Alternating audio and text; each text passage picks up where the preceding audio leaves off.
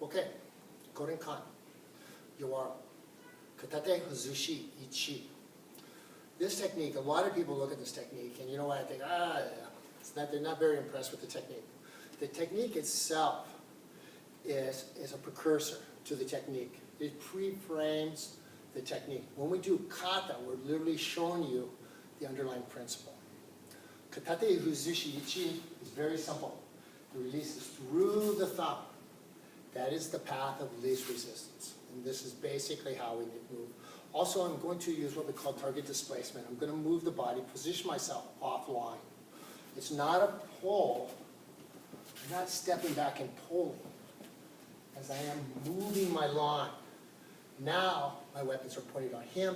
His weapons are pointed on the offset. So for him to hit me, he has to turn into me. He has to face me. Once again, one. If he turns into me and he goes to move, he's already on an offset setting. Once again, 1, 2. From this position, I can get into any kind of, self-defense motion.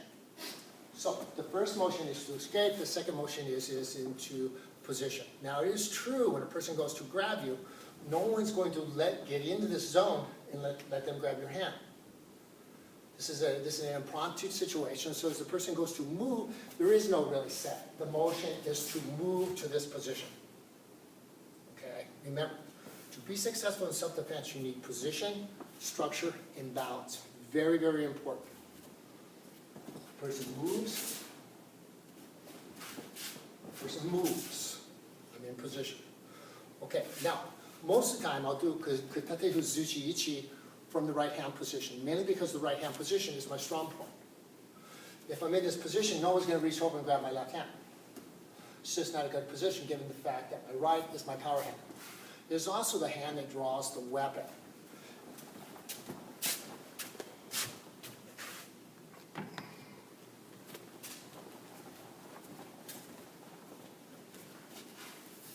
If I'm in this position, it is, if he goes to grab my left hand, I can still move on my weapon. If he grabs my right hand, he can keep me from drawing my weapon. And this would be a perfect example of Koru, why the art would work. So if I'm in this position, he grabs, I can move into position so I can draw my line. Or, if you like, where I can draw my line. This is very, very, very important. And this follows suit in Katate Huzushi Ni. A cross hand. A cross hand will enable me to execute my opponent and control that hand. So once again, if he goes to grab, boom, I come in this position. Boom, you'll strike, draw the blade, cut his throat. Okay. This is the kodo, this is the old reason. Okay. Now, let's get back into the precursor. Okay.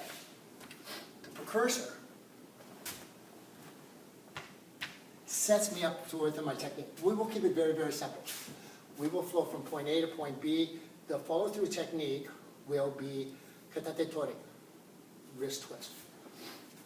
As the person goes to grab, it feeds into one line. My downside is when he turns into me, I need some type of protection. So I'm going to eliminate this threat right off the bat. Once again, always escape, then counter. So to eliminate that hand, this would be my motion. My opponent, my uke, is momentarily out of position. This position is floating. Any kind of technique will take care of it. Once again, Katate Huzushi just deals with the underlying principle.